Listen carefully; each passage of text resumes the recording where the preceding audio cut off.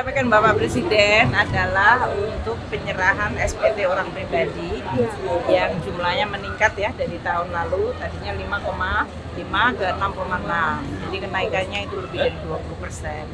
Kita sangat senang tentu bahwa masyarakat melakukan pelaksanaan kewajiban undang-undang dan terutama melalui e-filing. Meskipun tadi makanya Bapak Presiden ingin tahu apakah masih ada masyarakat yang datang ke kantor pajak. Jadi beliau ingin tahu pelayanan pajak seperti apa, terutama pada saat menjelang SPT akhir tahun. Kita akan kawal terus sampai akhir tahun, ya.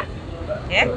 Untuk penerimaan pajak secara total itu tadi Pak, sampai dengan Februari ya kita naik sekitar 40% dari tahun lalu. Nanti saya akan ada konferensi pers khusus untuk itu. Biasanya kita lakukan minggu depan mengenai kondisi APBN seluruh penerimaan pajak di cukai. Itu ya. Tadi serius terkait statementnya Pak Mahfud MD terkait aliran dana di kementerian bagaimana? Iya, tadi saya juga berkomunikasi sama Pak Mahfud dan Pak Ivan ya dari PPATK. Pertama surat itu baru saya terima tadi pagi, tapi karena saya sedang terbang ke sini jadi saya belum lihat suratnya, tapi saya sudah scan. Jadi pada dasarnya begini, ada setiap tahun PPATK itu mengirimkan informasi kepada kita mengenai transaksi yang disebut material. Dari 2009 sampai dengan 2022 atau 23 ini ya, itu ada 196 surat yang disampaikan. Sebagian yang sudah kita sampaikan follow up yang dilakukan oleh Inspektorat Jenderal, kita juga sampaikan di situ ada yang dilakukan eksaminasi, ada yang memang kalau kasusnya memang terbukti maka dilakukan hukuman disiplin, ada yang sudah dicopot atau dikeluarkan, itu semuanya ada statusnya.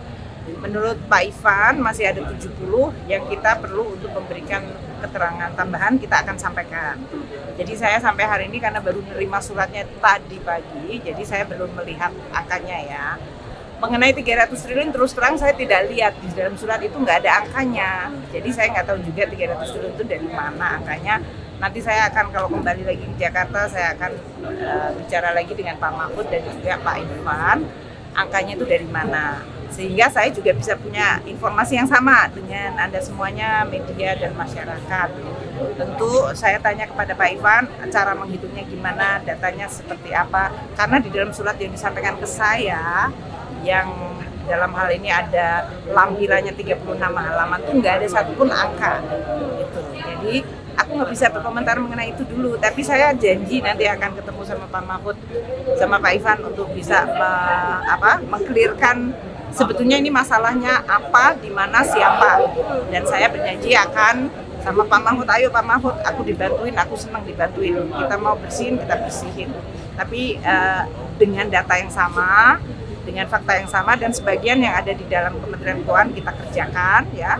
Seperti kemarin kita melihat saudara Rafael Alun mengenai LHKPN, kemudian ketidakpatuhan, ya kita lakukan hukuman disiplin. Data-data yang kita miliki kita share juga dengan KPK sehingga dari sisi penegakan hukum tetap dilakukan.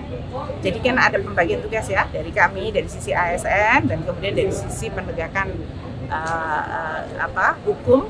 Kalau memang ada ditengarai apakah korupsi, fraud, kriminalitas, itu kita bekerja sama dengan APH.